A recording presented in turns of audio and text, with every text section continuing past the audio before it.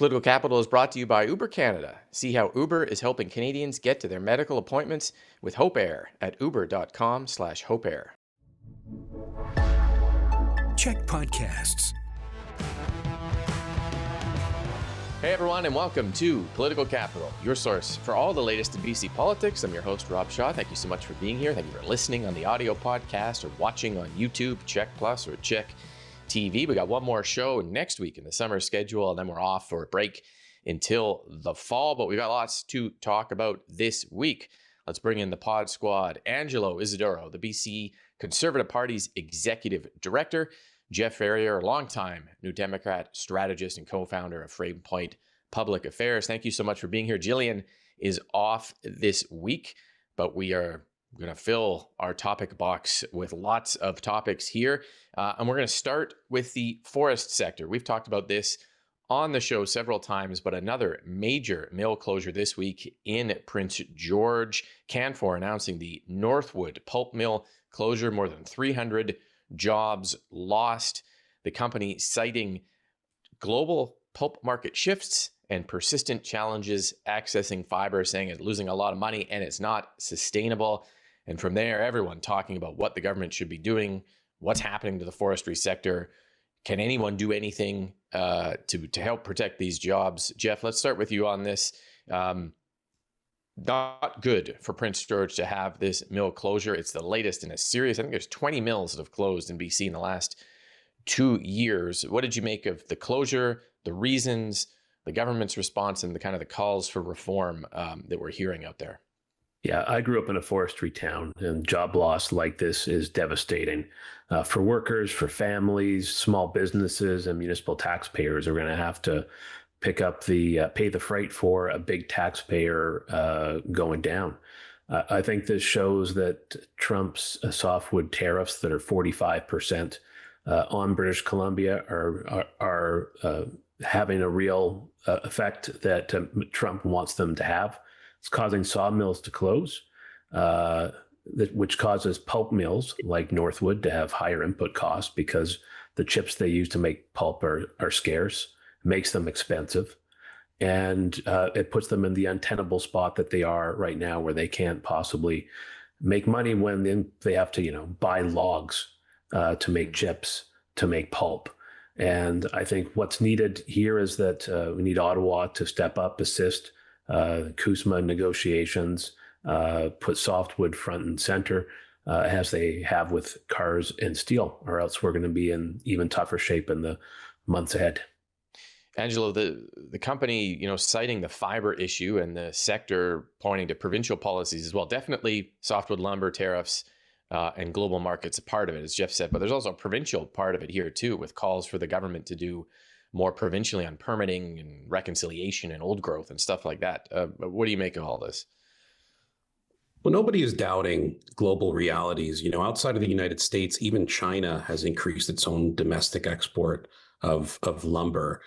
So nobody's doubting any of that. But the reality is, since the NDP took power, you've had over 30 mills close in this province.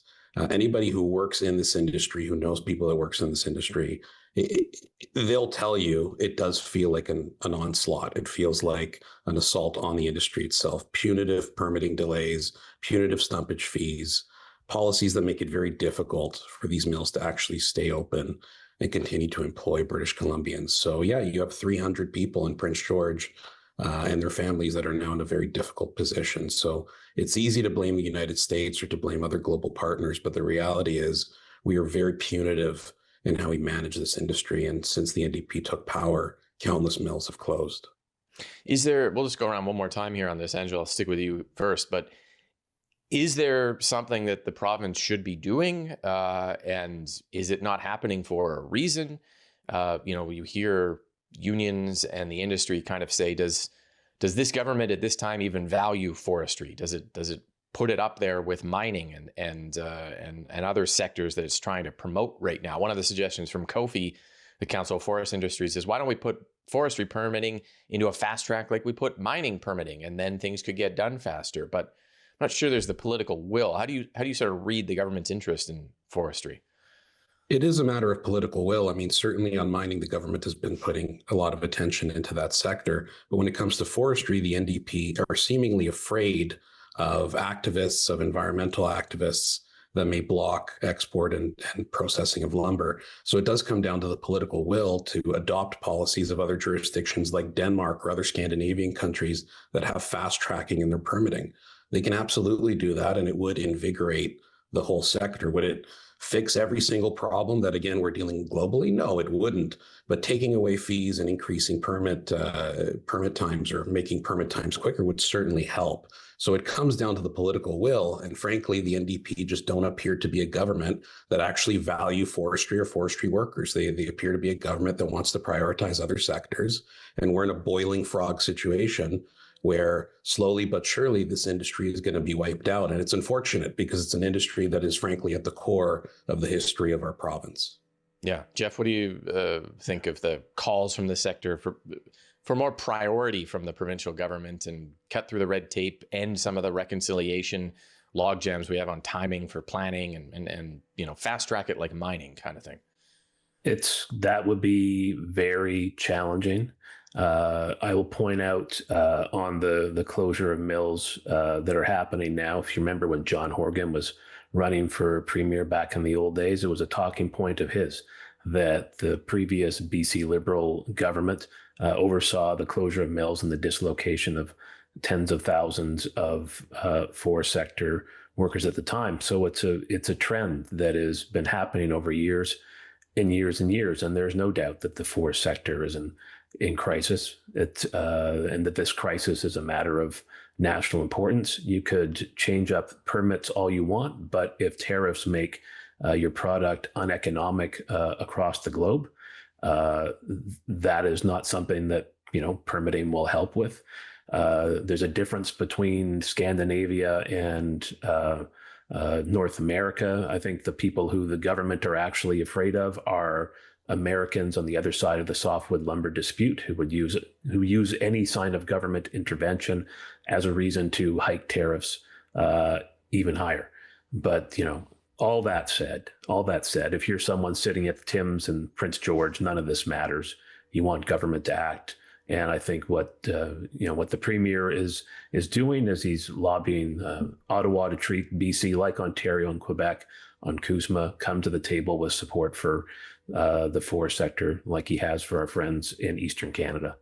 Okay, we'll take a break here. When we come back, we're going to talk about new involuntary treatment beds in Prince George, but not in Vancouver. We'll hit that topic next.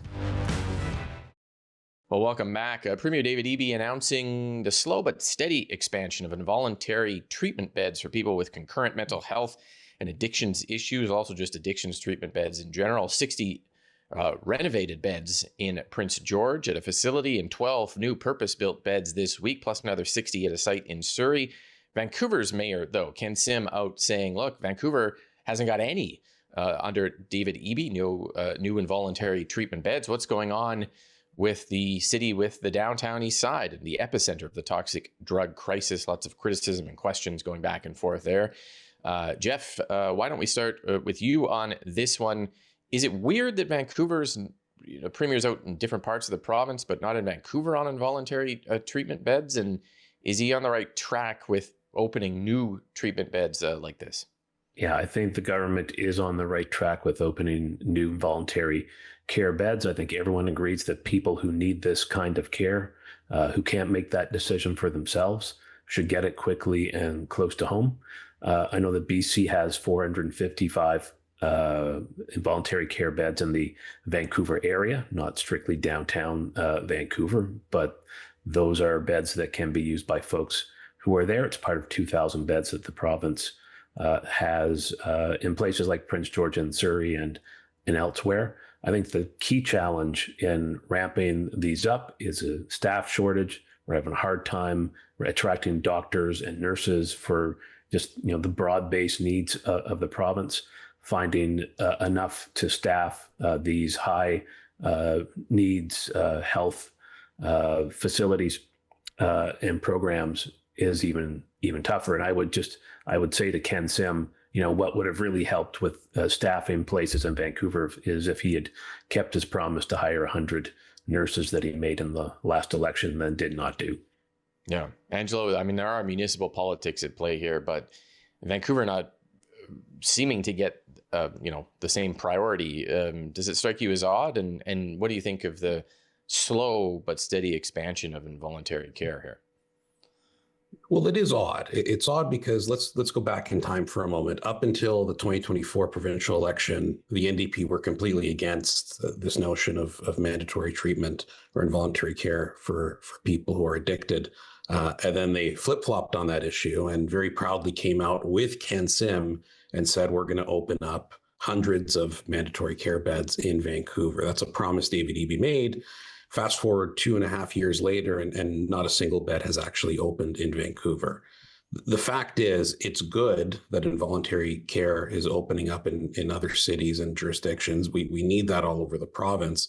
I think what the mayor is getting at, though, is that Vancouver is the epicenter of this issue, not only in Canada, but honestly, potentially even in North America. Vancouver is probably one of the worst jurisdictions for this crisis. So it needs to be treated like that. It needs to be, frankly, given its due. I do think it's odd that some people from the government have suggested, well, where the location of these involuntary beds are is not necessarily the issue. I can go to a hospital in Surrey, even though I live in Vancouver. That may all be the case. The reality is the people who need it, the volume of people who need it, are in Vancouver. They're not necessarily in these other areas, even though these other areas do have their own populations that absolutely need the care beds. So yes, absolutely. Prince George, Surrey, open up those facilities, do what we need to do. But it is profoundly odd that Vancouver has no beds, and the speed at which this is actually getting done is also concerning.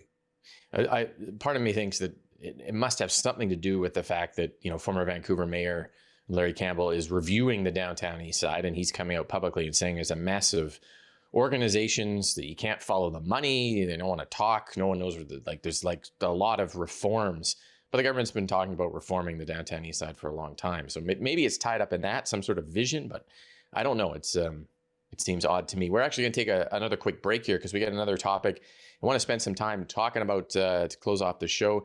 CentreBC with a new leader, maybe some new hope. We'll talk about that when we come back after this.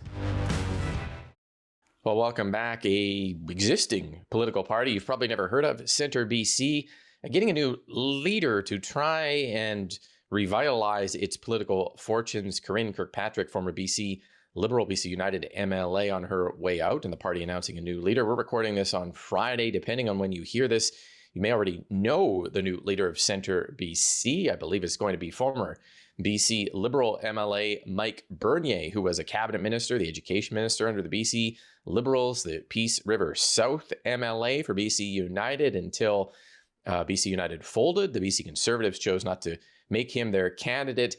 He ran anyways and came in a distant second, 25% of the vote, to what is now Peace River South MLA Larry Neufeld, who got 70% of the vote. So we're going to operate under the assumption here that this is Mike Bernier as the new leader of the BC CentreBC party. The idea, I guess I'll just start with this question, and Angelo, I'll start with you on this one. Is there room for CentreBC as the BC Conservatives track further to the right under Carrie Lynn Finlay? We hear lots of talk about it. People maybe want some alternative to the NDP and the Conservatives.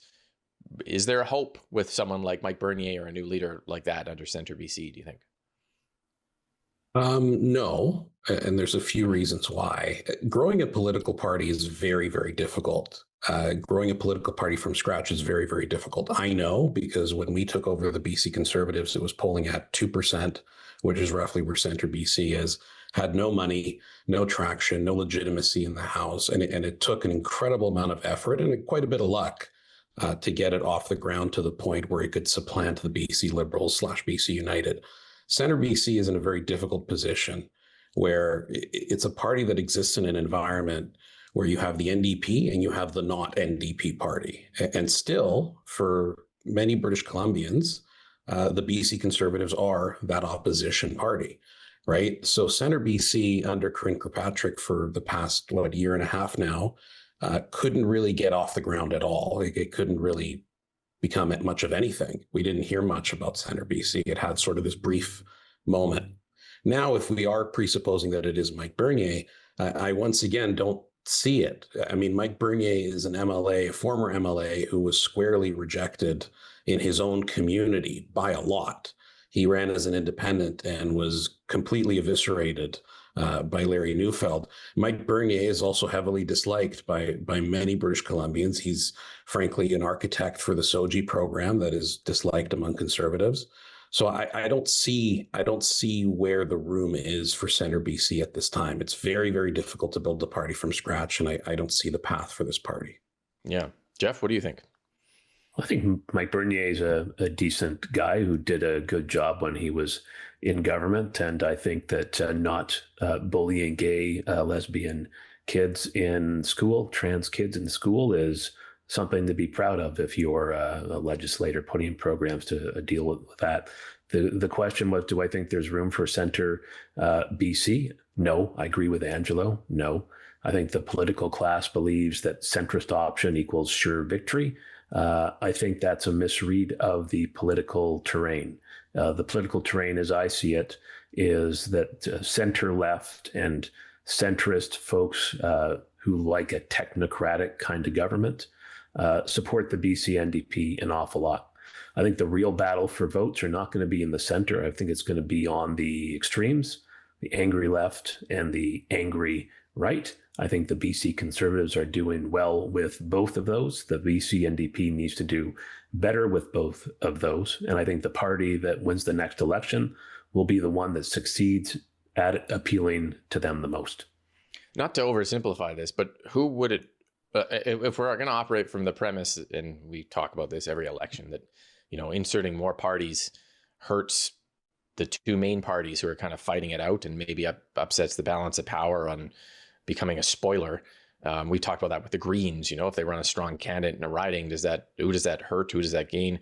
If CentreBC does take off, who benefits and who does it hurt? Does it pull away from the NDP? Does it pull away from the Conservatives? Does it pull away from both? What is it? Well, how would it change the dynamics if they did get successful, Angelo? It's hard to say. So in the last election, a majority of federal NDP voters voted for the BC NDP, but also a majority of federal Liberal voters also voted for the NDP. So that may suggest that the NDP, at least in the last election, had more access to what you would call, you know, the mushy middle with some of those voters. On the other hand, the BC Conservatives did really well in areas in the Lower Mainland, such as Surrey. We won with ethnic minorities. We won in Richmond with, Southeast Asian, East Asian communities. We won with blue collar hard hat communities that may otherwise have gone in a different direction. So it's a difficult question to answer, to be honest. I think that depending on where they run, there is a possibility that it may harm the NDP slightly more, particularly in urban ridings. But I think ultimately, when I look at the voters, I think in a general election context, they look at who can actually win. If you're on the NDP side, you look at the NDP. If you're on the BC Conservative side, you look at who is my referendum candidate.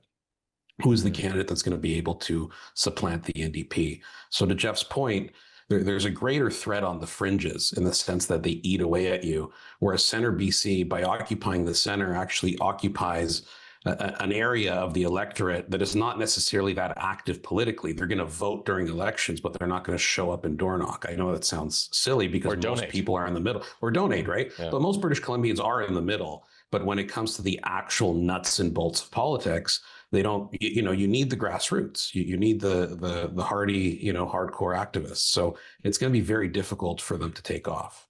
Yeah, that's a good point. Jeff, what do you think? Is it more risk to one party or another if they do? I don't think that they have a lot of chance to pull away from either party. Maybe a little bit, as Angelo says, the NDP and some urban ridings. And I think the reason for that is because I don't think that British Columbians are sitting around analyzing who sits where on the political spectrum. I think everyday voters are stressed on fairness and affordability. I think they can't afford housing, can't afford kids' education, having a hard time affording groceries. They feel like they're stretched by a system that they believe is stacked against them. And the next election will be about, who's to blame for that and who will fix the system. It's why you see Carolyn Finley railing against media and elites. She wants to put the blame there. It's why you see the BC NDP starting to see glimpses of them going after big corporate interests. Everyone wants to be on the side of folks who want government to fight powerful interests that are conspiring, working against them. And I think that's where the election will be won or lost, not about political spectrum. Yeah. Just really quickly, Jillian's not here, just maybe a minute each. Does it do anything to the Greens? They seem to have carved out a pretty far left voice here that wouldn't be, in my mind, affected from CentreBC, but does it do anything to them, Angelo? No, I don't think so, especially given that they don't have seats, right? If the CentreBC party had 2 MLAs in it, then they would actually take up time in the House. That would be a problem for the Greens. They need all the time they can get in the actual chamber. But notwithstanding that, I don't see how it affects the Greens. I think Emily Lowen has carved out her niche and she's focused on it and she's focused on her plan. So I don't think it affects them, nor does it affect 1BC, who have been basically missing in action for the past few months now. So I think, this is going to come and go. Jeff, do you think it either impact there quickly? It might.